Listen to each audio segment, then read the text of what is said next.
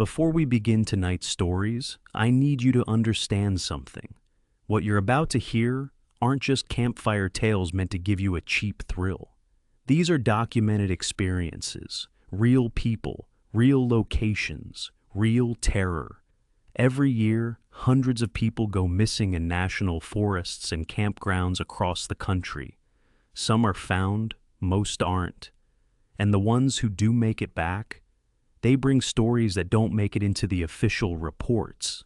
Stories that get dismissed as trauma, hallucinations, or panic-induced delusions.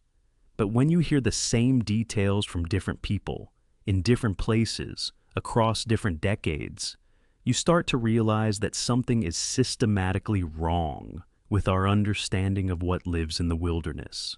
Tonight, I'm sharing 3 such accounts, and if you make it through all 3, I guarantee you'll never look at camping the same way again.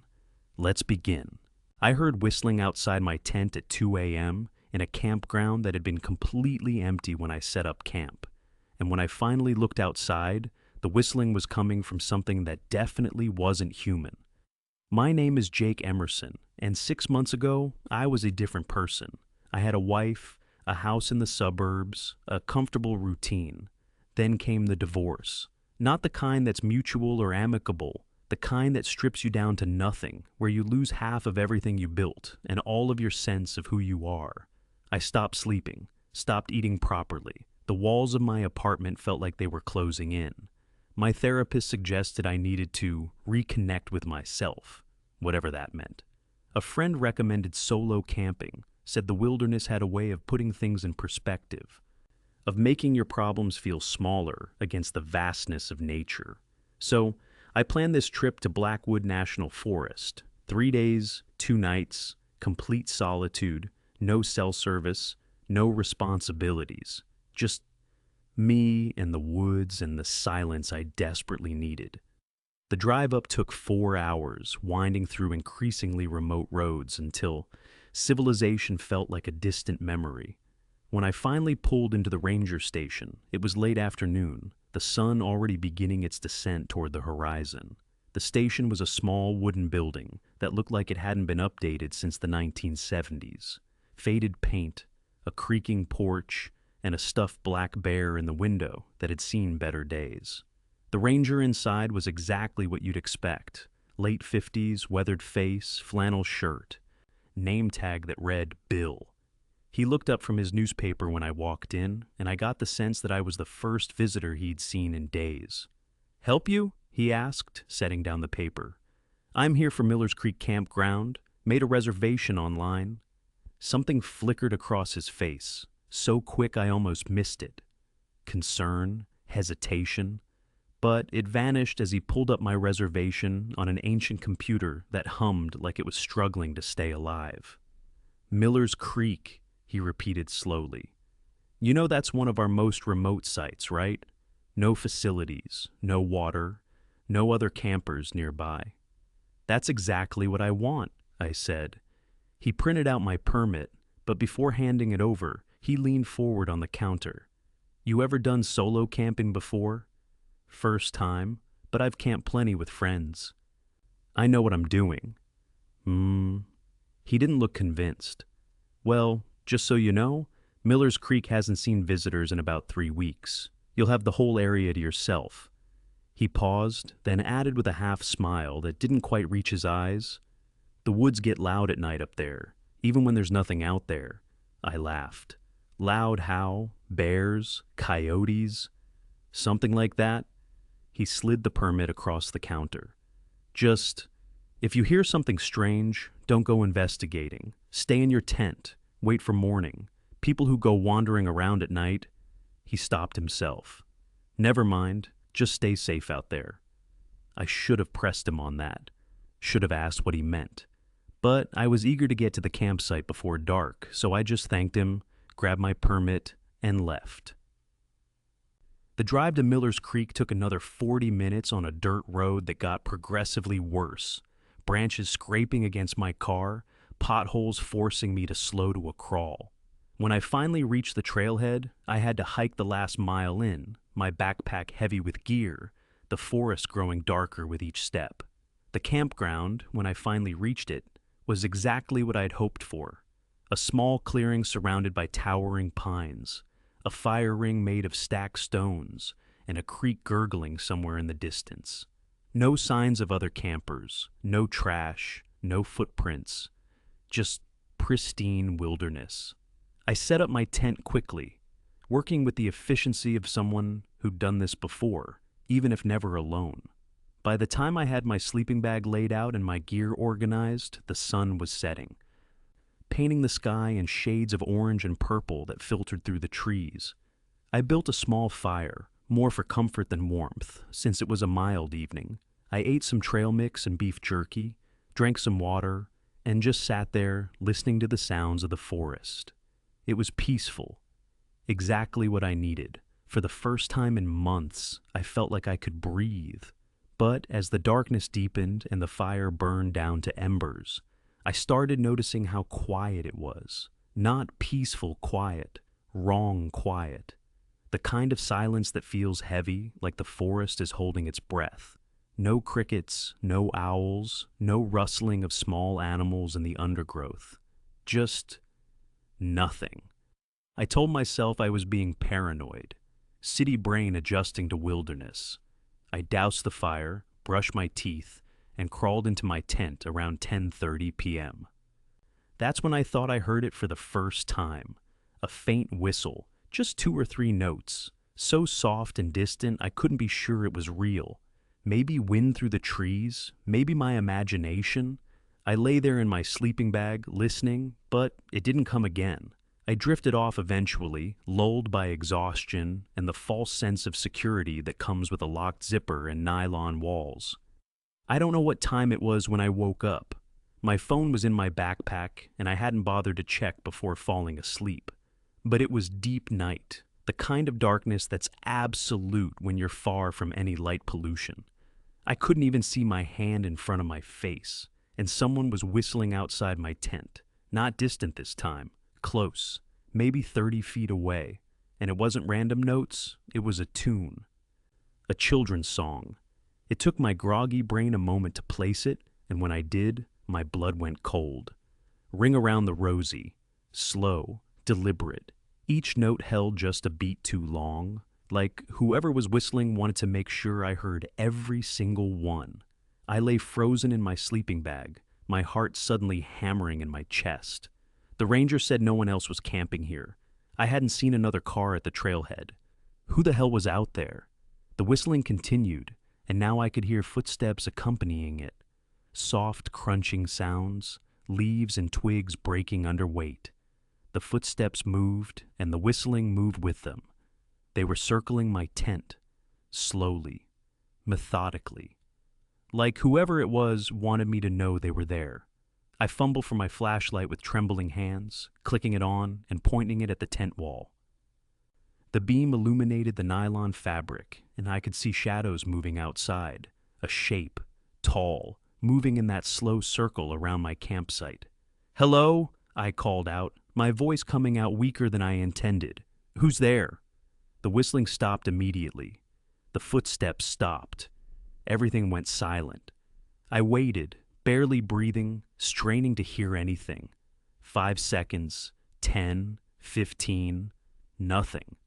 Then, right outside my tent flap, inches from where I was sitting, the whistling started again. But it sounded different, deeper, wrong, like the sound was being pulled in instead of pushed out, like someone whistling while inhaling. It made my skin crawl in a way I can't adequately describe. It wasn't just the sound, it was the wrongness of it, the unnaturalness. And then I heard breathing, heavy, labored breathing, like something was struggling to get air. Each breath was wet, rattling, accompanied by a slight gurgling sound that made me think of drowning. "Hello?" I said again, louder this time, trying to sound confident. "This isn't funny. I know you're out there." The breathing stopped, complete silence again. And then a voice whispered, so close to the tent fabric I could feel the vibration of it. "Come outside, Jake. I want to show you something." My entire body went rigid. It knew my name. How the hell did it know my name? I hadn't told anyone my name.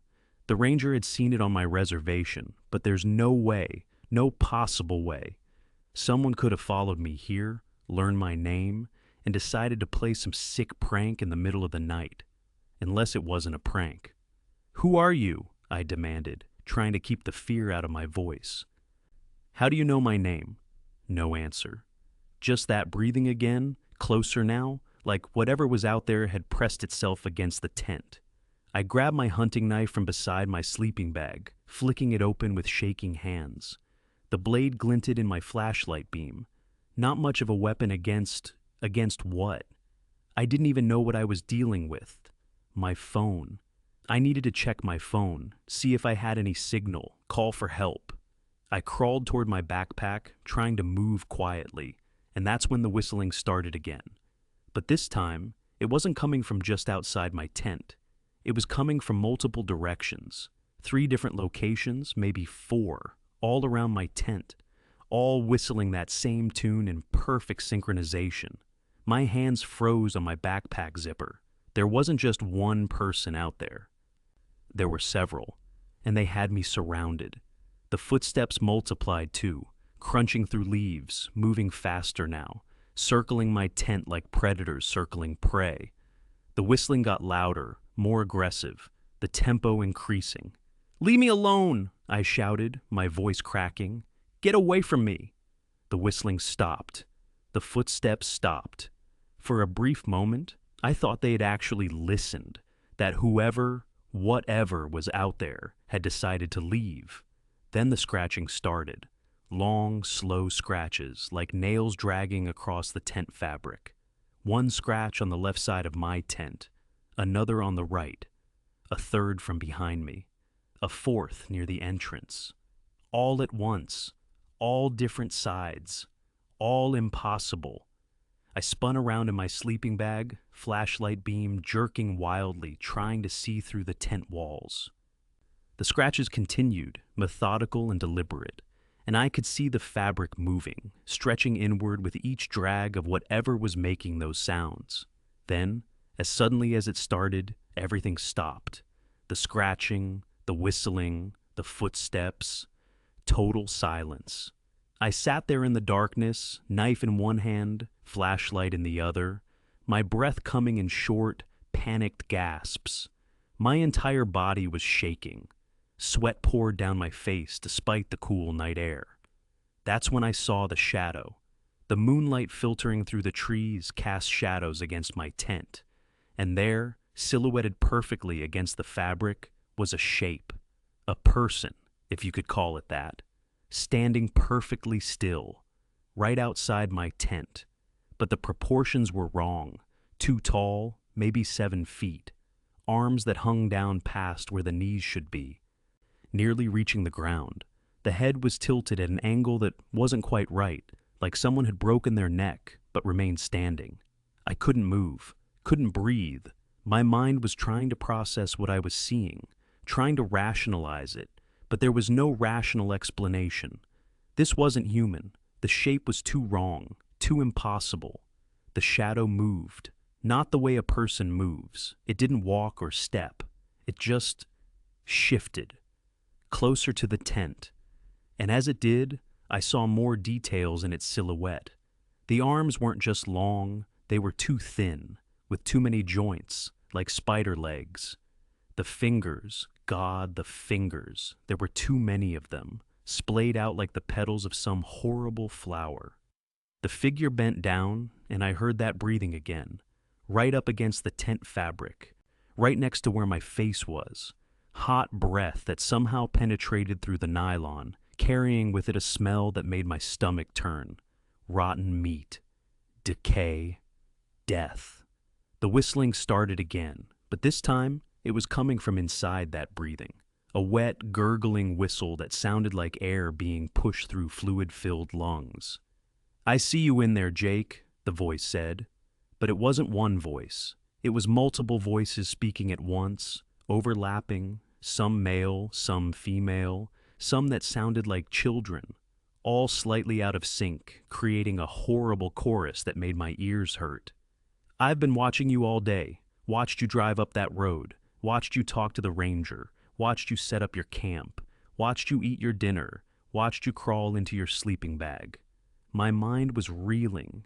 If it had been watching me all day, why hadn't I seen it? How had it stayed hidden? And more importantly, what the hell was it? Watched you sleep, the voices continued. Watched you dream. I was right here, Jake, right outside your tent, the whole time. You just couldn't see me, but I could see you. What do you want? I screamed, my voice breaking with terror. I want you to come outside. I want you to look at me, really look at me, see what I am, see what you came into my woods to find. I didn't come here to find anything. I just wanted to be alone. Oh, but you did come here to find something, the voices said, and now they sounded amused. You came here to find peace, to find yourself, to find meaning in the silence. And I'm going to show you what lives in that silence, what's been here all along, waiting for people like you. People who think they're alone. The tent flap started to unzip, slowly, from the outside. I watched in frozen horror as the zipper moved, pulled by something I couldn't see, metal teeth separating one by one. I could see fingers now, gray, too long, with joints that bent the wrong way. There were 5 of them on each hand. No 6, no 7. They kept multiplying, growing from the hand like branches from a tree, all of them working the zipper with impossible coordination. The zipper reached the bottom. The tent flap fell open, hanging loose. Cool night air rushed in, carrying that smell of rot. My flashlight beam shook as I pointed it at the opening, and what I saw in that beam of light made me scream until my throat was raw. A face, if you could call it that, stared back at me from just outside the tent. Skin that looked like gray, wet paper sagging off the skull in loose folds. Eyes that were too large, taking up half the face, completely black with no whites, no pupils, just empty black voids that reflected no light. A mouth stretched impossibly wide, corners reaching nearly to where ears should be, full of teeth that were too many and too sharp and all different sizes, like someone had taken teeth from dozens of different animals and jammed them all into one mouth. And it was smiling. Somehow, despite all those teeth, despite the wrongness of every feature, it was smiling and whistling, still whistling that tune, even with its mouth open, the sound coming from somewhere deep in its throat. Ready? It said, all those voices speaking at once. Now you run. Run, it repeated, and this time the voices were eager, excited, hungry. Run, Jake. Run fast. Run far. It won't help, but run anyway. That's the game. That's how it works. I chase. You run, and when I catch you, and I always catch you, then we'll see what you're really made of. Some primal part of my brain took over, the part that existed before language, before civilization, before humanity learned to build walls and fires to keep the darkness at bay, the part that remembered what it was like to be prey. I exploded out of that tent, knife in one hand, flashlight in the other, not thinking, just moving.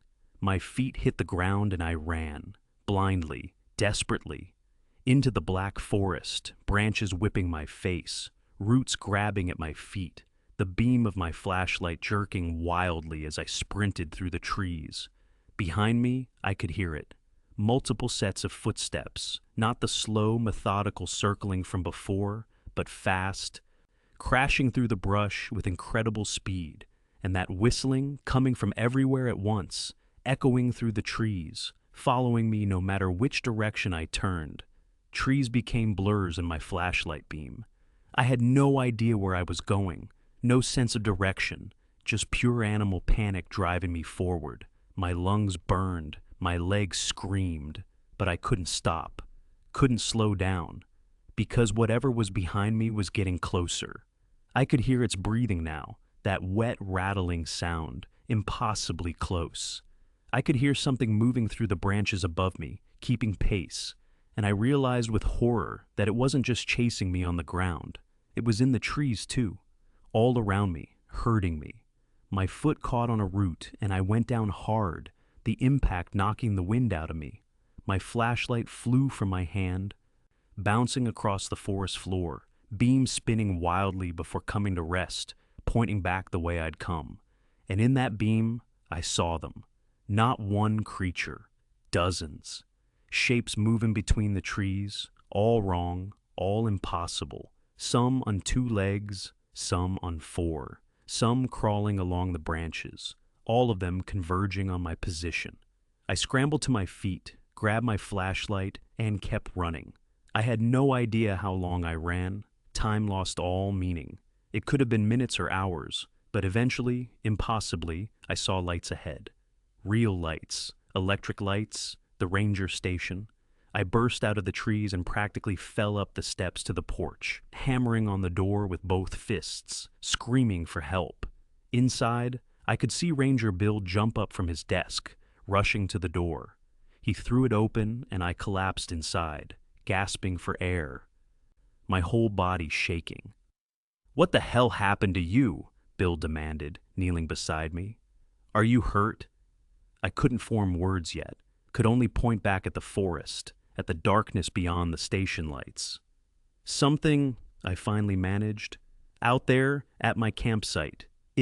It knew my name. It chased me. Slow down," Bill said, helping me to a chair. "Slow down and tell me what happened." So I did. All of it. The whistling, the circling, the voice saying my name, the face at my tent, the chase through the forest. Every impossible detail. Bill's expression grew darker with each word. When I finished, he was quiet for a long moment, staring at the floor. "You're not the first," he finally said. "What?" "You're not the first person to come back from Miller's Creek with a story like that." He walked to a filing cabinet and pulled out a folder.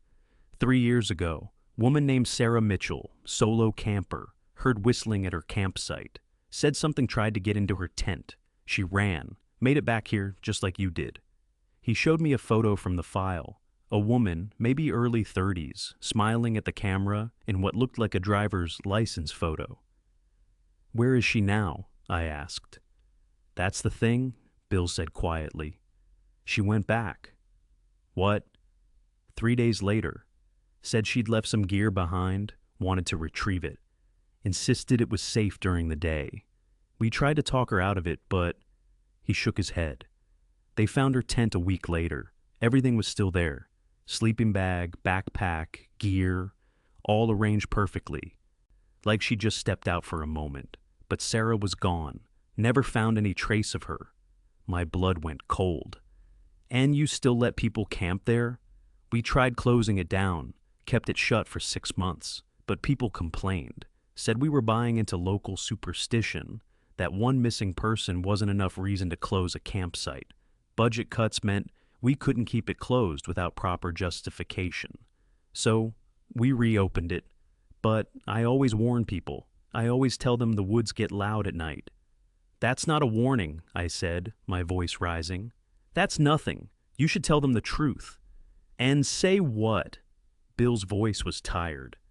"That something lives in those woods that whistles, that it knows your name somehow, that it chases people.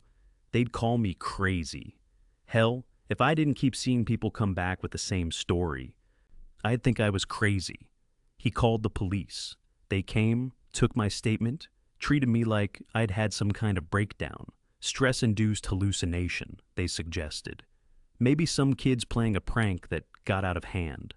Bears can make strange sounds sometimes. The mind plays tricks in the dark. At dawn, they went to Miller's Creek to retrieve my gear. They found everything exactly where I'd left it, my tent still set up, my sleeping bag laid out neatly, my backpack, contents undisturbed, no footprints around my tent except mine, no scratches on the fabric, no disturbance of any kind.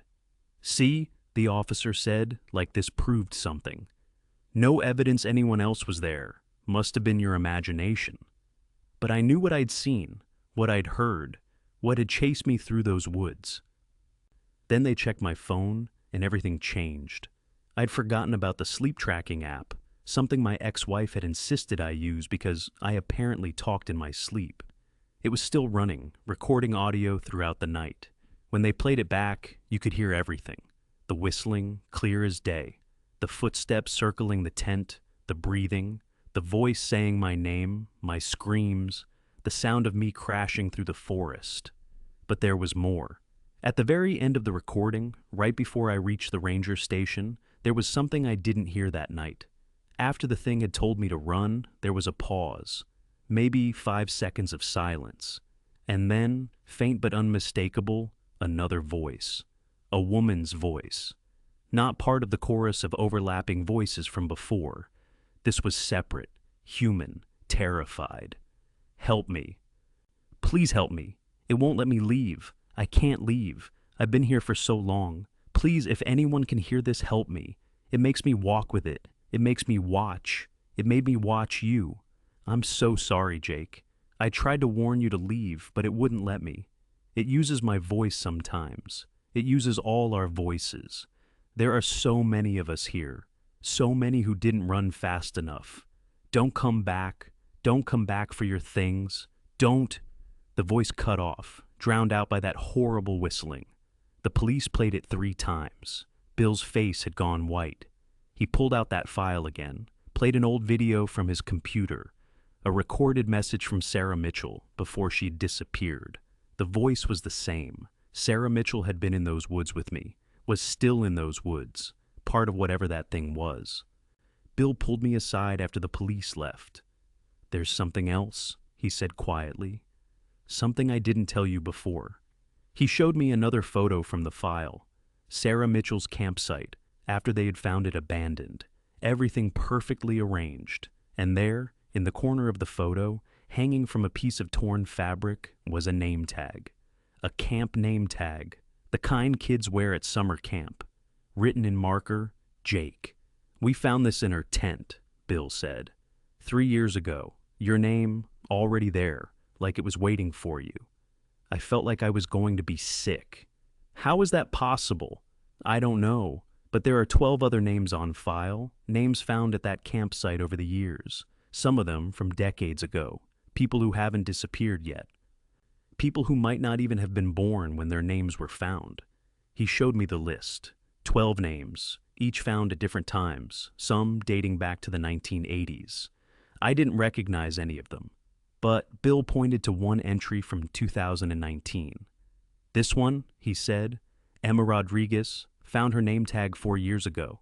She showed up last year, led a group of camp counselors to Mirror Lake, about 20 miles from Miller's Creek. Had a similar experience, made it out, but said the same things you did. Something that knew her name, something that whistled. What does it mean? I think it means that thing, whatever it is, it knows who's coming. It's been waiting for you, Jake, maybe waiting for years, and when you showed up, it was ready. I left Blackwood National Forest that morning and never went back. Filed a complaint with the Forest Service demanding they close Miller's Creek permanently. They sent a form letter thanking me for my concern and explaining that without concrete evidence of danger, they couldn't justify the closure. Concrete evidence. As if a recording of a woman who'd been missing for 3 years begging for help wasn't enough. I moved to a different city, changed my phone number, tried to start over, tried to convince myself it was some elaborate psychological break, that the divorce had messed me up more than I realized. But I know what I heard, what I saw, what chased me through those woods. And sometimes, late at night, when I'm lying in my apartment, 6 floors up, windows locked, every light on, I hear it, faint, distant, but unmistakable, whistling. Ring around the rosy, slow and deliberate, like it has all the time in the world. Because that's what the ranger didn't tell me, what I've since learned from researching others who've encountered it. That thing doesn't need you to come back to the woods. Once it knows your name, once it's marked you, it follows you. Not physically, it doesn't need to. It follows you in sounds, in shadows, in that feeling of being watched that never quite goes away. And eventually, according to the patterns Bill showed me, everyone whose name was found at that campsite disappears. Sometimes months later, sometimes years, but they all disappear. Last week I got a package in the mail. No return address, no note, just a piece of torn fabric with a name tag attached. My name, Jake. And underneath it, in what looked like dried blood, 2 words. See you soon.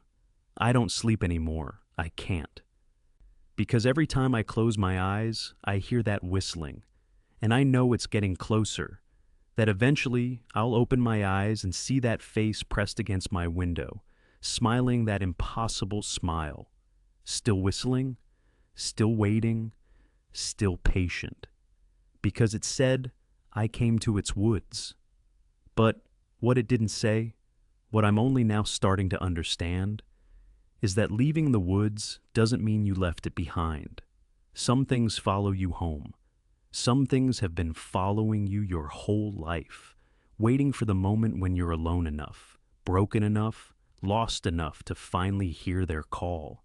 And when you do, when you finally hear that whistling in the darkness, it's already too late. You're already part of the game. You're already running. And somewhere in the darkness, something is already chasing. We found a tent on the shore of Mirror Lake with 3 sleeping bags inside, all of them arranged perfectly. And when we checked the registration, the campers had checked in 17 years ago and never checked out. My name is Emma Rodriguez, and before last summer, I thought I had the perfect job. Camp counselor at Camp Pinewood, a prestigious summer program for teenagers in the mountains of Northern California. Good pay, beautiful location, working with kids who actually wanted to be there instead of being forced by their parents. It was my 4th summer, and I'd been promoted to senior counselor, which meant I got to lead the advanced trips, 3-day wilderness excursions for the older teens. Mirror Lake was one of our signature trips, a pristine alpine lake surrounded by pine forests. Accessible only by canoe and portage trails. No roads, no buildings, no other camps nearby. Just pure wilderness. I'd done this trip at least a dozen times. I knew every campsite, every portage, every hidden cove. I could paddle that lake blindfolded. At orientation that summer, I was running through the trip itinerary with the other counselors when Marcus, one of the older guys who'd been there for 15 years, made a joke that got under my skin. "You taking the kids to Mirror Lake?" he asked, grinning. "Yeah, Site 7 on the North Shore, same as always." His grin faded slightly. "Site 7, right. Well, just remember, the lake keeps things." "What's that supposed to mean?" "Old saying, once something sinks into Mirror Lake, it stays exactly the way it was. Water's cold enough to preserve anything. Had a boat sink back in the 60s, they pulled it up 20 years later, and it looked brand new." He paused. "Bodies, too. They stay fresh." The other counselors laughed nervously, but I could tell Marcus wasn't really joking. There was something in his eyes, a warning he was trying to deliver without actually saying it outright. "Thanks for the horror story," I said, forcing a smile. "I'll be sure to tell the kids." "I'm serious, Emma. If something feels wrong at that lake, trust your gut. Don't investigate. Just leave." I should have asked what he meant. Should have pressed him for details. But I was annoyed at being treated like a rookie, so I just nodded and moved on. The group I was assigned was perfect. 8 teenagers, ages 15 to 17, all experienced campers who'd done multiple trips. Good kids, responsible, excited to be there. We loaded up 4 canoes with gear and supplies and set out on a sunny Tuesday morning, paddling across the main section of Camp Pinewoods Lake toward the portage trail that would take us to Mirror Lake. The paddle was beautiful. Perfect weather, calm water, everyone in good spirits. We made excellent time, reaching the portage by early afternoon. The hike over with the canoes and gear was tough, a mile of uphill trail, but the kids handled it without complaint. When we finally crested the ridge and saw Mirror Lake spread out below us, there was a collective gasp. It was stunning. The lake was maybe 2 miles across, perfectly circular, surrounded by dense forest. The water was so clear you could see 30 feet down in some places. And true to its name, The surface was like glass, perfectly reflecting the sky and trees. "This is amazing," one of the girls, Melissa, breathed. "Wait until you see it at night," I said. "The stars reflect so perfectly you can't tell where the sky ends and the water begins." We loaded back into the canoes and paddled towards Site 7 on the North Shore. According to my map, it was one of the best sites, a nice flat area for tents, good tree cover, easy access to the water. But as we approached, I felt the first twinge of unease. The water around Site 7 was noticeably colder. I could feel the temperature change even through my paddle, and the kids noticed too. "Why is it so cold here?" asked Marcus, same name as the counselor, coincidentally. The rest of the lake was warmer. "Probably a cold spring feeding in underneath," I said, though I'd never noticed this before. "It's fine." But it wasn't just the water. As we got closer, I realized the forest around Site 7 was completely silent. No birds, no insects, no rustling of small animals. Just dead quiet, like someone had hit a mute button on nature. And that's when I saw the tent. It was set back from the shore, partially hidden in the trees. Old-style canvas, the kind that hadn't been used in decades, covered in moss and mildew, partially collapsed on one side. But here's what made my stomach drop. It looked maintained, like someone had been taking care of it, keeping it from completely falling apart. "Ms. Rodriguez," called out Tyler, one of my kids. "Is someone already camping here?" "Doesn't look like it," I said, though unease was creeping up my spine. "That tent looks abandoned." We pulled our canoes onto the shore. I made sure each one was tied securely to trees with double knots. The kids were curious about the tent, wanting to investigate, but I held them back. "Stay here while I check it out," I ordered. I approached the tent slowly, every instinct telling me something was wrong.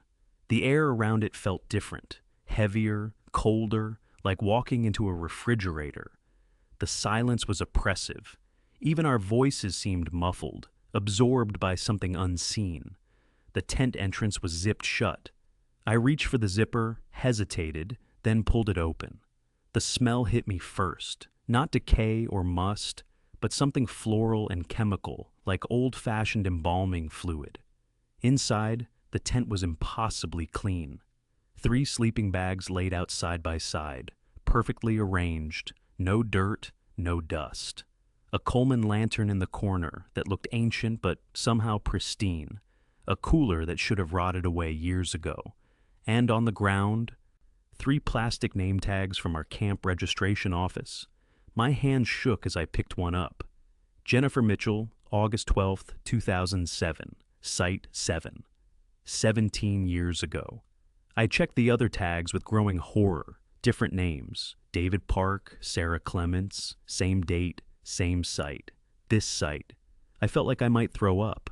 I knew this story. Every counselor knew this story. It was camp legend. 3 counselors had gone on a routine trip to Mirror Lake in August 2007. They'd radioed in that first night to confirm arrival. That was the last anyone heard from them. A massive search followed. Helicopters, dive teams, K-9 units. They found nothing. No bodies, no wreckage, no signs of struggle, just gone. The camp nearly shut down after that. Parents pulled their kids. Insurance skyrocketed. It took years to rebuild the program's reputation. And now, here I was, standing in what had to be their tent, perfectly preserved for 17 years. "Ms. Rodriguez, you need to see this." Melissa's voice was tight with fear. I backed out of the tent and ran to the shore. All 4 of my kids were standing at the water's edge, staring. Our canoes were gone, all 4 of them, just gone. The ropes I'd tied were still secured to the trees, but they had been cut, clean cuts, like scissors through fabric. And the water was still perfectly calm, no ripples, no sign of anyone taking them. "What the hell?" I whispered. "We were watching the whole time," Tyler said, voice shaking. "Nobody came near them. We were standing right here. And then we looked away for maybe 5 seconds to look at something in the water. And when we looked back, They were gone. I spun around counting heads. 8 kids. All accounted for. No one was missing, but someone, something, had taken our canoes, cut the ropes, without any of us seeing or hearing it. Everyone stay together, I ordered, trying to keep my voice steady. Nobody wanders off. Nobody goes near the water. Understood? They nodded, wide-eyed and scared. I pulled out my radio to call back to the main camp. Static. I tried different channels, more static. These radios had worked perfectly that morning. Now they were useless. My phone showed no signal, expected since we were deep in the wilderness. But now I felt truly cut off, stranded. "What do we do?" asked Emma. Yes, another Emma, which had been confusing all week. "We set up camp," I said, forcing confidence I didn't feel. "Someone will come looking for us when we don't return tomorrow as scheduled. We just need to stay calm and wait it out." But I didn't believe it, and from the looks on their faces, neither did they. We set up our tents as far from the old canvas tent as possible, clustered together for psychological comfort, if nothing else. As the sun began to set, I built a fire, more for light than warmth, though the temperature had dropped significantly. That cold I'd felt in the water seemed to be seeping up from the ground itself. The kids were trying to stay positive, making jokes, but the fear was palpable. I kept checking the tree line, expecting to see someone watching us, but there was nothing. Just that oppressive silence and the growing darkness. "Ms. Rodriguez," Melissa said quietly, "the water's doing something weird." I looked at the lake. The surface was still mirror smooth, perfectly reflecting the fading light and the first stars. But Melissa was right. Something was off. In the reflection, I could see us sitting around the fire, but there were other figures too. 4 or 5 people standing behind us at the tree line. I whipped around. Nothing, just empty forest. "Did you see them?" Melissa whispered. "I saw them," I confirmed, my heart racing. "They're still there," Tyler said, pointing at the water. "Look." In the reflection, the figures were still visible, and they were closer now. I could make out more details. They were wearing outdoor gear, the kind you'd wear for camping. One of them was pointing directly at the old tent. The figures in the reflection stood perfectly still, even though our firelight was flickering and dancing. Reflections should move with the light source. These didn't. They stayed frozen in place, like they were trapped in a photograph. "Everyone stay by the fire," I said, grabbing my flashlight. "I need to check something." "Don't go over there," Emma pleaded, but I had to. Something about those figures pointing at the tent, it felt like a message, a warning, or maybe an invitation. I approached the old tent slowly, flashlight beam shaking. The entrance was open now. I knew I'd zipped it shut after finding those name tags, but it hung open, revealing the dark interior. "Hello?" My voice came out as barely a whisper, no response. But as I got closer, I heard something that made my blood freeze. Breathing. 3 separate sources of breathing, slow and rhythmic, coming from inside the tent. I shined my flashlight inside. The sleeping bags weren't empty anymore. 3 shapes lay in them, perfectly still. The bags pulled up over their heads, and they were breathing. I could see the subtle rise and fall of their chests. "Hello?" I said again, louder. "Is someone there?" No response, just that steady breathing. I reached out with a trembling hand toward the nearest sleeping bag, intending to pull it back and see what was inside. That's when I heard the screaming. I spun around and ran back toward my campsite. The kids were on their feet, pointing at the water in absolute terror. What I saw made me question my sanity. The water wasn't calm anymore. It was churning, boiling, like something massive was moving beneath the surface. And in the middle of the lake, lit by the rising moon, our 4 canoes were floating upright on their sterns, balanced impossibly on the water, standing like fingers reaching up from below. "Get away from the water!" I screamed, pulling the kids back. "Everyone move back now!" But it was already happening. The water at the shoreline began to retreat, pulling back in a wave that defied physics, exposing 20 or 30 feet of lake bed, mud, stones, and 3 old canoes lying on their sides, the missing counselors' canoes, and sitting in those canoes were bodies, gray, waterlogged, preserved by the cold lake water, exactly as Marcus had warned. 3 people in their camping gear, life jackets still on, slumped over the sides of their canoes. I recognized them from the photos. Jennifer, David, Sarah, the missing counselors from 2007. They'd been down there the whole time, right here, right off this shore. The water started rushing back in, and that's when the corpses moved. Their heads lifted in perfect unison, 3 necks craning upward with movements that were wrong, too fluid, like they had no bones. Their eyes opened, and even from a distance I could see they were milky white, completely lifeless. Their mouths opened, and water poured out. Not just dribbling, but gushing, like someone had opened a faucet. And with that, water came a sound that will haunt me until the day I die.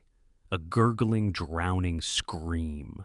All 3 of them screaming at once, water still pouring from their mouths, the sound echoing across the entire lake and bouncing back from the surrounding mountains, multiplying and overlapping until it felt like the whole world was screaming. One of them, Jennifer, I think, based on the photos, raised an arm and pointed directly at us.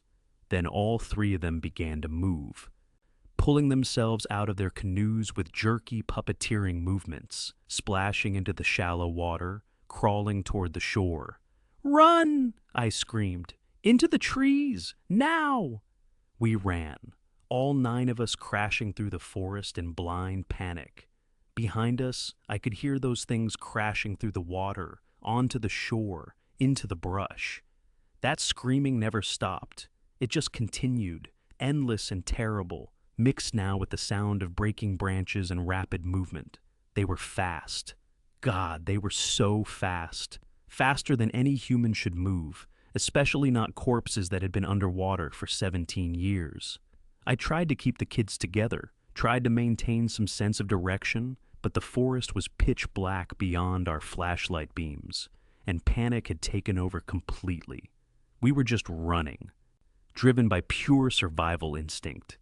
Emma stumbled, and I grabbed her arm, pulled her back to her feet. Tyler was crying. Melissa was screaming. Marcus was ahead, clearing branches, trying to find a path. And behind us, getting closer, that horrible drowning scream and the crashing of multiple bodies through the undergrowth. Then, impossibly, I saw lights ahead. Electric lights, a building. "There!" I gasped. "Run toward the lights!" It was a ranger station. I didn't even know there was one up here. We burst through the door, and I slammed it behind us, throwing the bolt lock. Inside, an older ranger looked up in shock from his desk. "What the—" "Lock everything!" I shouted. "Lock all the windows! Don't let them in!" "Let who in? What's going on?" "Just do it!" He must have seen something in our faces because he moved quickly, checking windows, reinforcing the door. And then we waited, huddled together in that small station, listening. The screaming stopped. The crashing stopped. Everything went quiet. We stayed there until dawn. When the sun rose, the ranger radioed for help. A response team arrived by helicopter within an hour. They insisted on seeing the campsite, so a group of us, me, the ranger, and 2 search and rescue personnel, hiked back to Site 7. Our canoes were right where we'd tied them, all 4 of them, ropes intact, no cuts, like they'd never moved. The old tent was gone, no trace it had ever been there, not even a depression in the ground where it should have stood.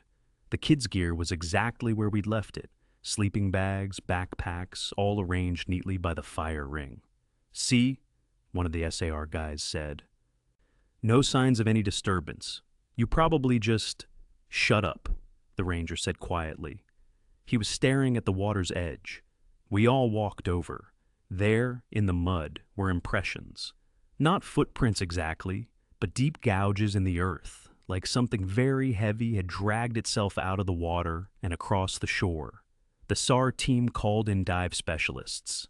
It took them 3 days of searching, but they found them. 70 feet down in an underwater ravine just off the shore of Site 7. 3 canoes, 3 bodies inside, perfectly preserved by the cold water and low oxygen environment. Jennifer Mitchell, David Park, Sarah Clements, the missing counselors from 2007. But here's what made the dive team go silent. What they didn't put in the official report, but told me privately later. The bodies were arranged, positioned deliberately. And clutched in Jennifer Mitchell's hand was something that shouldn't have been there. My whistle. The one I wore on a lanyard around my neck. The one I was wearing when we ran from the campsite. Somehow, it was 70 feet underwater in the hand of a woman who'd been dead for 17 years. The camp closed Mirror Lake to all activities. Officially, it was for environmental protection reasons. Unofficially, I heard from Marcus that 6 other counselors have seen the tent since 2007, all at Site 7. All of them reported strange phenomena. All of them fled. I quit the next day, filed my resignation, and left, without even packing up my cabin properly. But last week, something arrived in my mailbox at my apartment in Sacramento. No return address, no postage stamp. Just a manila envelope with my name on it. Inside was a photograph. Old. Faded, from 2007. It showed 3 people, Jennifer, David, and Sarah, smiling at the camera, standing in front of their tent at Site 7. A normal camping photo, except for one detail that made me drop the photograph and back away from it like it was radioactive. Behind them, barely visible at the edge of the frame, standing at the tree line, was me, wearing the exact same clothes I'd worn that night. Same jacket, same hat, same whistle around my neck, standing there watching them, 17 years before I'd ever set foot in that camp. I called Marcus immediately. He was quiet when I described the photo. "There's something else I didn't tell you," he finally said, "about the lake-keeping things. It's not just about preservation. The lake, it exists in multiple times at once. Things that happened, things that haven't happened yet. They're all there, all the time, layered on top of each other. That's impossible. Yeah, that's what I thought too. Until I got my photograph. You got one too? 2015, 3 years before I ever came to Camp Pinewood. There I am in the background of a photo from a trip I wasn't even alive for. What does it mean? I think it means the lake has already decided what happens to us. Past, present, future. It's all the same to whatever lives there. Those counselors didn't just disappear in 2007. They've been disappearing forever. They're always disappearing, and we're always finding them. That doesn't make sense. None of it makes sense. But one of the dive team members told me something, said the mud around those canoes looked freshly disturbed, not 17 years settled, fresh. Like the canoes had surfaced and resettled recently. The implications of that made me feel sick. "You need to get rid of that photo," Marcus said. "Burn it. Don't look at it again. Because the more you engage with it, the more the lake can pull you back." I tried. I really did. I burned the photograph in my kitchen sink, washed the ashes down the drain. But the next morning, it was back in my mailbox, pristine, undamaged. And this time, I was closer to the camera, not in the background anymore, standing right behind the counselors, close enough to touch them. I don't sleep much anymore. I keep all the lights on. I don't go near water, not even my shower if I can help it. Because sometimes, late at night, I hear water dripping, and when I follow the sound to its source, I find wet footprints leading from my bathroom to my bedroom. Footprints that don't belong to me, the prints of someone who's been underwater for a very long time. And yesterday I got another photo. This one was different, not from 2007, from now, from last week. It showed me, in my apartment, sitting on my couch, looking directly at the camera, and reflected in the window behind me, barely visible, were 3 figures, waterlogged, gray, watching me from outside, standing in the air 6 stories up, still waiting, still patient. Some places don't follow the rules of time. Some lakes hold more than water. They hold moments, past and future, all happening at once. And sometimes, when you disturb those waters, when you see things you weren't meant to see, those moments start to bleed together. I don't think I escaped Mirror Lake that night. I think I'm still there, have always been there. Will always be there, because in one version of events, I'm sitting in my apartment typing this. In another, I'm standing at the tree line in 2007, watching 3 counselors who don't know they're about to disappear. And in another, I'm underwater, preserved in the cold and dark, waiting for the next group of campers to arrive at Site 7. All of these things are true. All of them are happening right now. And when you stare at your reflection in still water long enough, you start to understand that the reflection isn't showing you what you are. It's showing you what you'll become. Every night at exactly midnight, something walked through our campground and knocked on every tent exactly 3 times. And on the 4th night, something knocked back from inside my tent. My name is Chris Patterson, and 3 months ago, I was planning what should have been the perfect week. My best friend Tyler and I had been talking about this camping trip for 2 years, ever since we graduated college and got stuck in the grind of corporate jobs that slowly ate away at our souls. We needed this. A week away from emails, meetings, and the suffocating routine of adult life. Tyler found Whispering Pines Campground online. Small place in northern Maine, family-owned, just a dozen sites spread out through dense forest. The reviews were good. People raved about the solitude, the peace, how far it was from everything. Finally felt alone with my thoughts, one review said. No noise, no distractions, just nature. That should have been our first warning. 3 of the reviews mentioned hearing things at night. Strange sounds, footsteps. One person mentioned knocking but dismissed it as probably raccoons or another camper playing pranks. We booked Site 4 because it was labeled secluded on the map. Perfect for what we wanted. Total isolation from the world. The drive up took 6 hours, winding through increasingly remote areas of Maine, towns getting smaller and farther between until we were on roads that barely qualified as paved. By the time we pulled into Whispering Pines, it was late afternoon, the sun already starting its descent.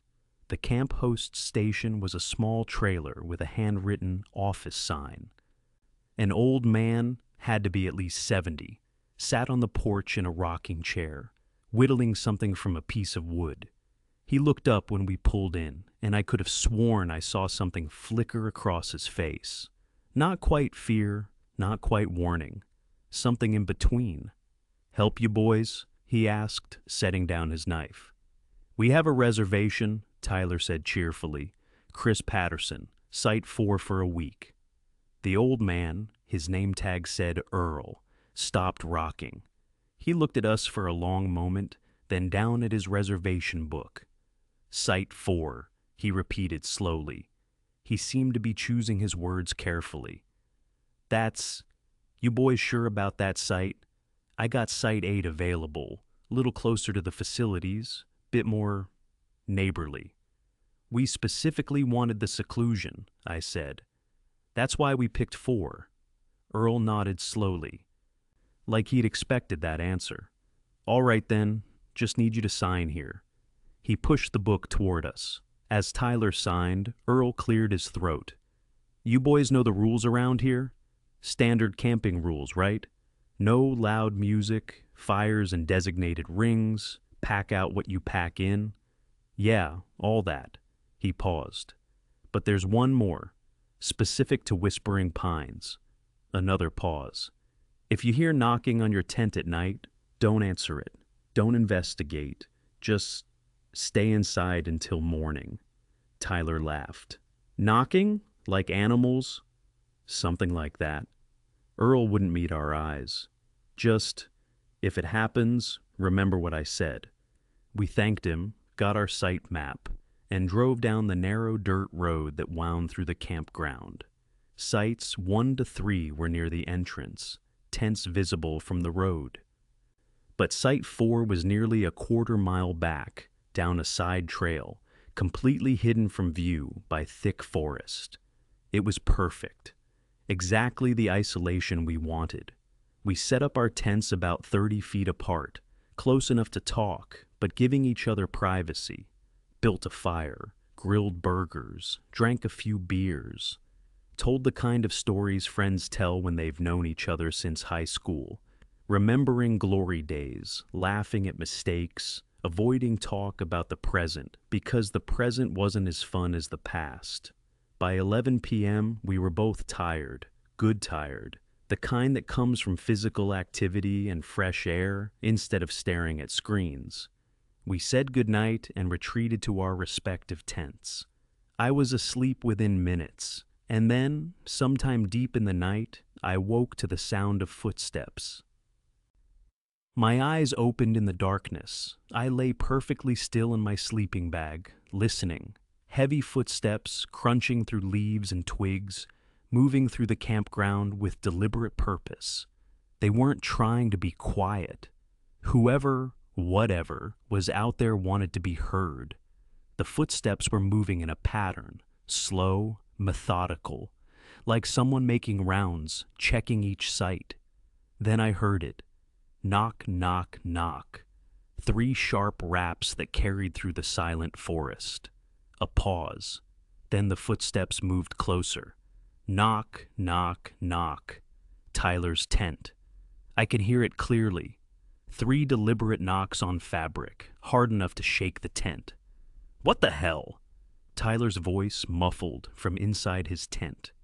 The footsteps moved toward my tent. I held my breath. My heart was pounding so hard, I was sure whoever was out there could hear it. Knock, knock, knock. 3 raps on my tent, so hard the whole structure shook. The sound was sharp, purposeful, like knuckles on a door.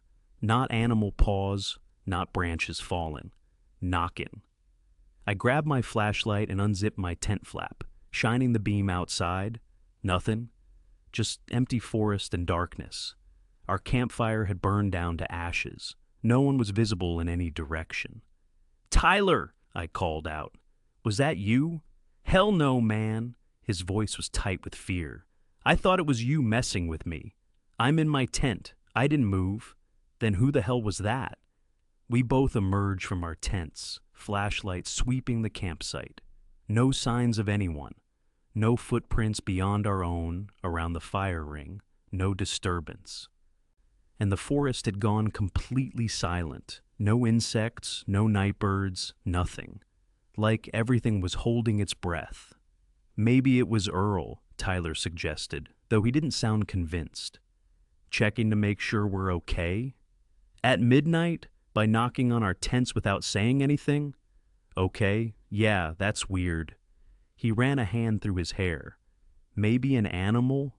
Bear standing up, knocking against the tents?" We wanted to believe that. Wanted a rational explanation. So we convinced ourselves it was probably nothing. Maybe a branch falling in a way that sounded like knocking, our tired brains making patterns out of random noise. We went back to our tents, but I didn't sleep well after that. Every sound made me jump, every rustle of leaves, every crack of a branch. And I kept remembering Earl's warning. If you hear knocking, don't answer it. But he hadn't explained why. The next morning, we drove back to Earl's station. He was on his porch again, same rocking chair, same piece of wood. "Sleep well, boys?" he asked, not looking up from his whittling. "We heard knocking," I said. "Last night, at midnight. 3 knocks on each tent." His knife stopped moving. He looked up at us, and there was something in his eyes. Not surprise, resignation. "How many knocks?" he asked quietly. 3, Tyler said. "Why? What is it?" Earl set down his knife and wood. He was quiet for a long moment, staring out at the forest beyond his station. When he spoke, His voice was heavy. "You boys ever hear about what happened here back in '93? We shook our heads. Family of 4, parents and 2 kids, camping in Site 9. That's not far from Site 4. Nice folks. Been coming here for years." He paused. On their 3rd night, they heard the knocking. Same as you described, 3 knocks on their tent. Father got curious, decided to investigate, took a flashlight, went out looking around the campground to see who was playing games. "And," I prompted, "never found who was knocking, but someone found them." Earl's voice dropped lower. "Next morning, camp host at the time found all 4 of them. Killed, blunt force trauma. Someone had gone through that campground with a hammer, and when the father came out investigating, well, you can imagine." My blood went cold. "They caught who did it?" "Never. No evidence, no suspects, no forensics that led anywhere. Just 4 bodies and a whole lot of questions." He picked up his knife again, turning the wood in his hands. "But here's the thing. The knocking didn't stop. Every night at midnight you can hear it. Someone walking through the campground, knocking 3 times on every occupied tent. Been happening for 30 years now." "That's impossible," Tyler said. "Yeah, that's what everyone says. Park rangers investigated, brought in all kinds of people, found nothing, no one. But the knocking continues. Some people hear it once and leave first thing in the morning. Smart people. Others—" He trailed off. "Others what?" I asked. "Others try to catch whoever's doing it, try to confront them, or they ignore it, stay the whole week, think they're tough, think it's just some story to scare tourists." He looked directly at us. "Those people don't always make it to checkout." "You're saying people have died?" Tyler's voice cracked. "I'm saying people have disappeared. 3 times since I've been running this place, going on 15 years now. People camp at Site 4, Site 9, couple other sites near them. Hear the knocking, then on their last night, they vanish. Tents are still there. Gear is still there. But the people are gone." "Why don't you close those sites?" I demanded. "Tried. Owner won't let me. Says I'm superstitious, that it's bad for business. I can't prove anything's wrong. Just got missing persons cases that could be anything. People wander off in the woods all the time." He stood up slowly, his joints creaking. "But I'll tell you what I tell everyone who camps back there. If you hear the knocking, and you will, stay in your tent. Don't answer, don't investigate. And if you're smart, you'll pack up and leave at first light." "We paid for a week," Tyler said. "We can't just—" "You can do whatever you want," Earl interrupted. "But I've been watching this place for a long time, and I can tell you this. The people who leave after the first night are the ones who survive. The ones who stay." He didn't finish that sentence. We should have left. We talked about it on the drive back to our site. Seriously discussed packing up, taking the loss on the reservation fee, going somewhere else. But in daylight, with the sun filtering through the trees and birds singing, the story felt less real, less immediate.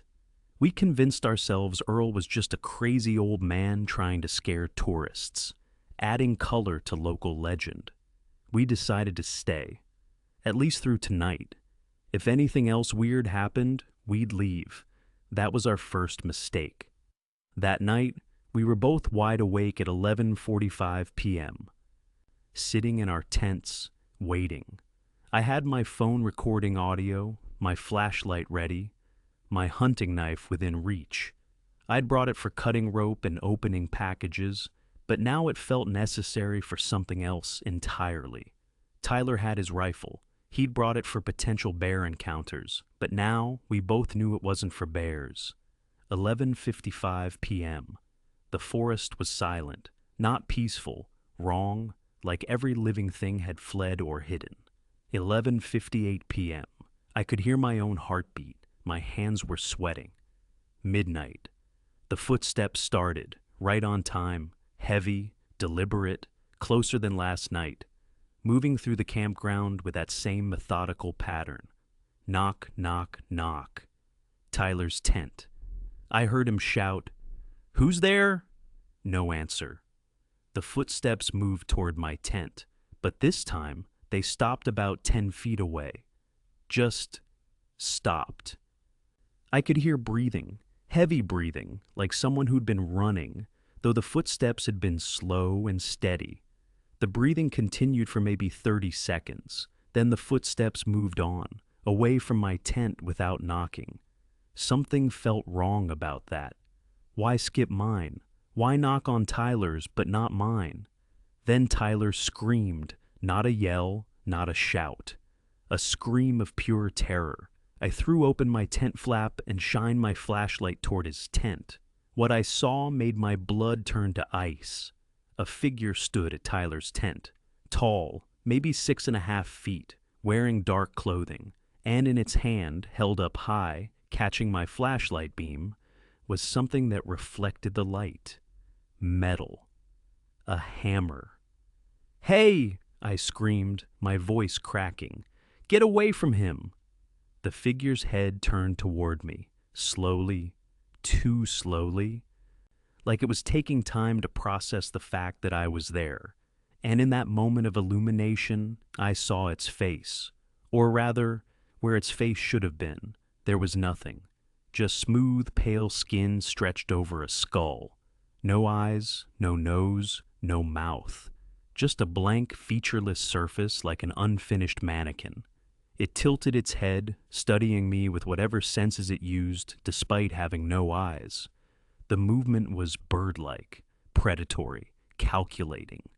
Then it turned back to Tyler's tent and brought the hammer down.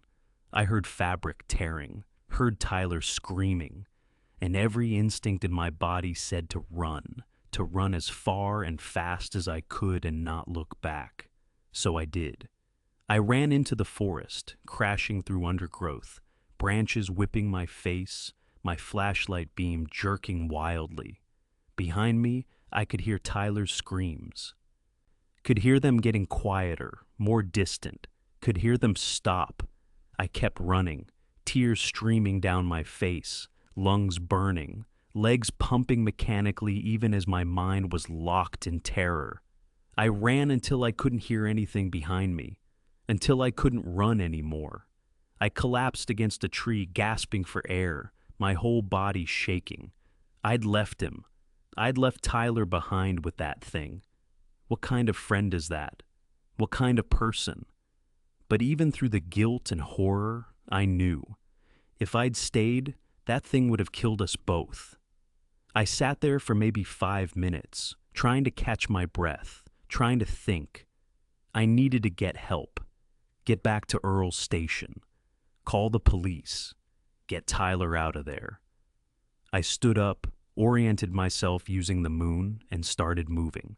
Carefully this time, quietly, listening for any sound of pursuit.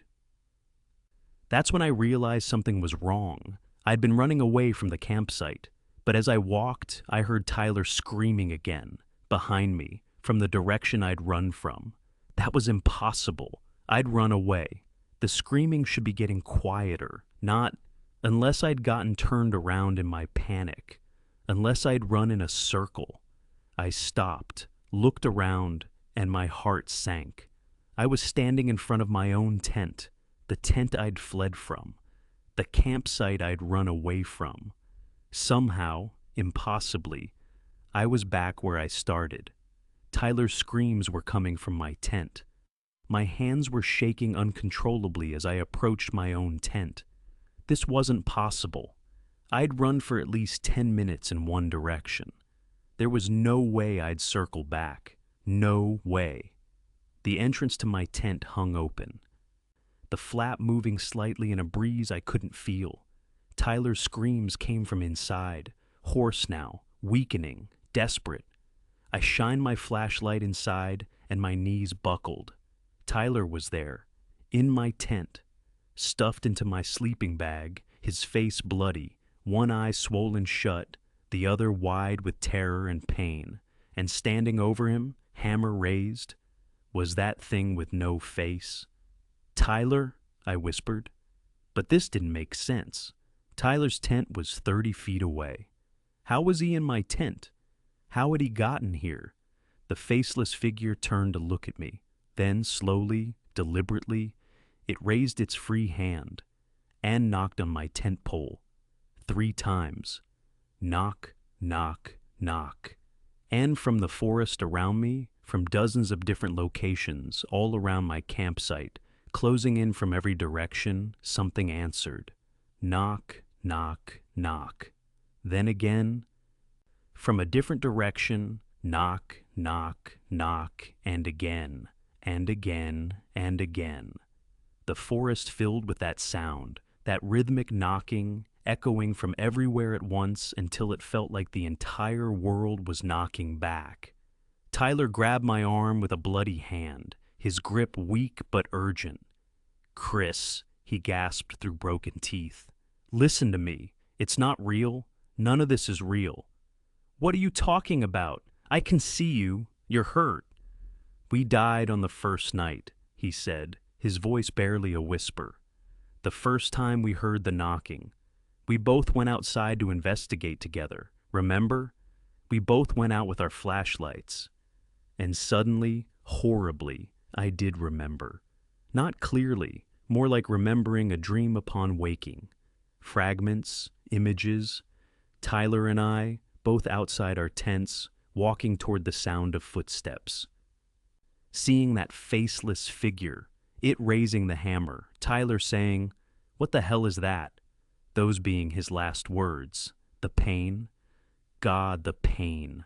I remembered pain beyond anything I'd ever experienced. And then nothing. Darkness. 'We died,' Tyler repeated. 'I don't know what this is. Some kind of loop. We die at midnight on the first night. Then we wake up and live another day.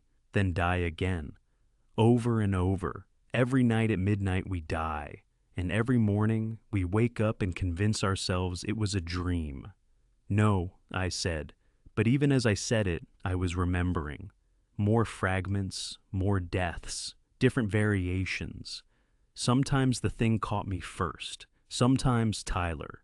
Sometimes we tried to fight, sometimes we ran, but it always ended the same way. The faceless figure grabbed my shoulder with a hand that was ice cold, so cold it burned, and suddenly all the memories flooded back in a rush that made me scream.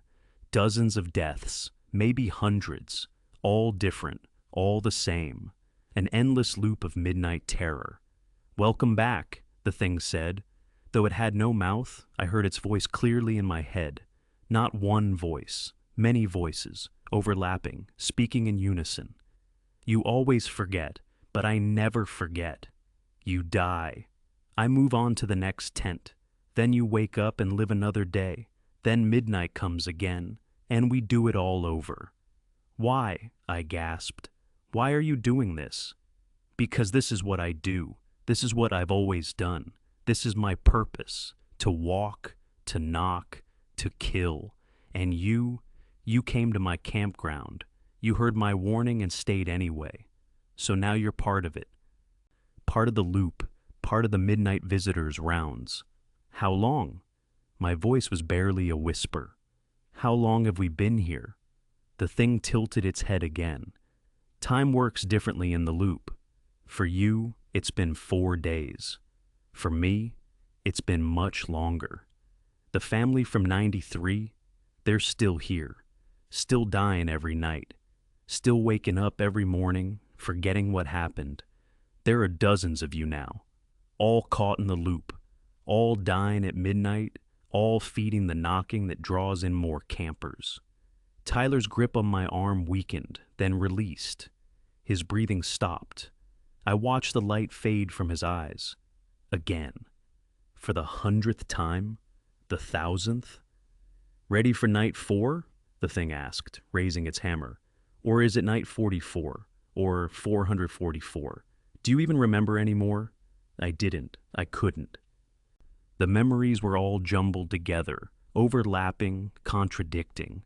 How many times had I watched Tyler die? How many times had I died myself? The hammer came down. Pain exploded across my skull. Darkness, and then I woke up to sunlight streaming through my tent. My phone alarm was going off. 7 a.m. I felt rested, good even. Tyler and I had a whole week of camping ahead of us. What a perfect way to start the day. I unzipped my tent and stepped outside. Tyler was already up, making coffee over a rebuilt fire. "Mornin', sunshine," he said with a grin. "Sleep okay?" "Like a rock," I said automatically, but there was a nagging feeling at the back of my mind, like I'd forgotten something important. A dream, maybe?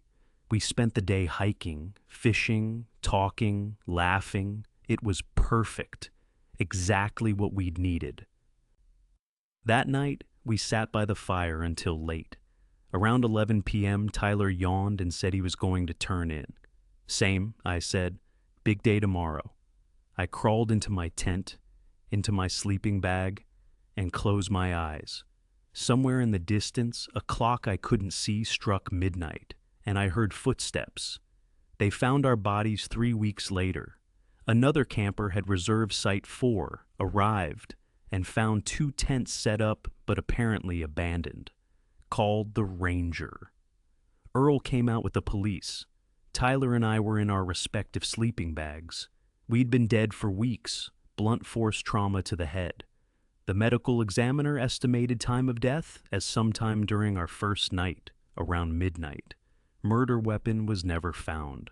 No suspects, no leads. Just 2 more names added to the list of people who died at Whispering Pines Campground. But here's what the police report didn't mention. Here's what Earl told the next campers who reserved sites near Site 4, the ones brave enough or foolish enough to stay after hearing the warnings. Every night at midnight, you can hear footsteps, walking through the campground, moving from site to site. And if you listen carefully, you can hear knocking. 3 knocks on tents that should be empty. And sometimes, if you're really listening, you can hear voices, calling for help, begging someone to end the loop. Please, just make it stop. Please let us die for real this time. Please. Because Tyler and I are still there, still at Whispering Pines, still in Site 4, still dying at midnight and waking up at dawn, forgetting everything, living another day in paradise before the horror starts again. And we're not alone. The family from 1993, they're there too. The disappeared campers from 2005, 2011, 2016, all of us, trapped in our own loops, dying every night, waking every morning with no memory of the horror, like Groundhog Day written by someone with a truly sick sense of humor. The worst part?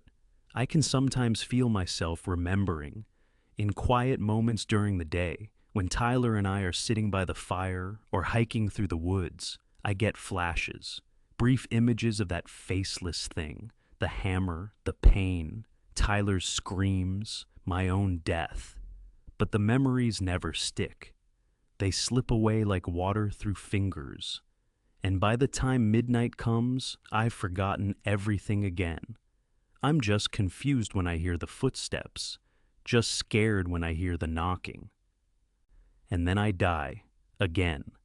Earl closed Whispering Pines last month. Finally. After 30 years of warnings, 30 years of disappearances, he convinced the owner it wasn't worth the liability. The campground is officially abandoned now. Gates locked. No trespassing signs posted. But if you drive past it at midnight, and I wouldn't recommend it, but if you do, you can still hear it. The sound of footsteps crunching through leaves, the sound of knocking, 3 deliberate knocks repeated over and over, echoing through the empty forest. And you can hear voices, so many voices, all begging for the same thing. Please, let us stop waking up. Let us stay dead. Let this finally be over. But it never is. Because the midnight visitor doesn't stop. It doesn't rest. It doesn't need us to be there physically. It created the loop. It feeds on the loop. And the loop continues whether the campground is open or not. So here's the real warning, the one Earl couldn't tell people because it sounds too crazy. The one I can tell you because I'm already dead, already trapped, already beyond caring how insane it sounds. The midnight visitor isn't tied to a place. It's tied to people. Once you hear the knocking, truly hear it, respond to it, acknowledge it, you're part of the loop. It doesn't matter if you leave the campground.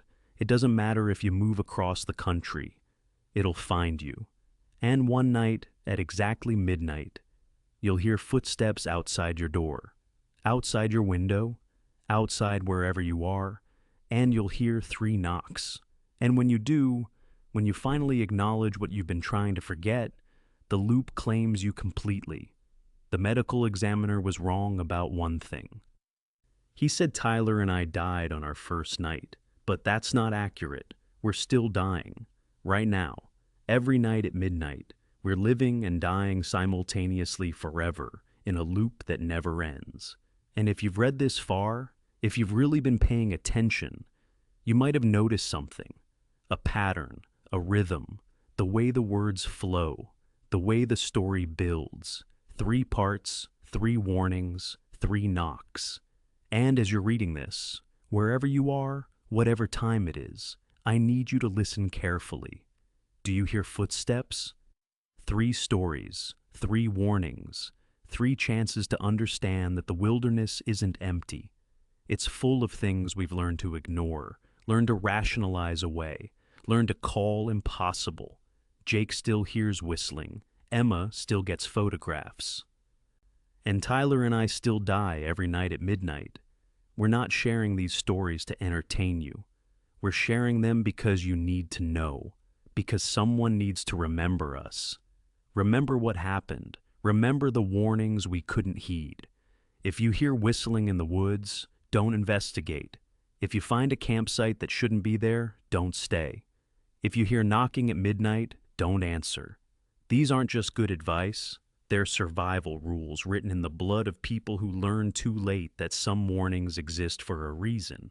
The wilderness is beautiful. It's also hungry, and it's always waiting for someone new to ignore the signs. Stay safe out there. Or better yet, don't go out there at all. Some places don't forget. Some places don't let go.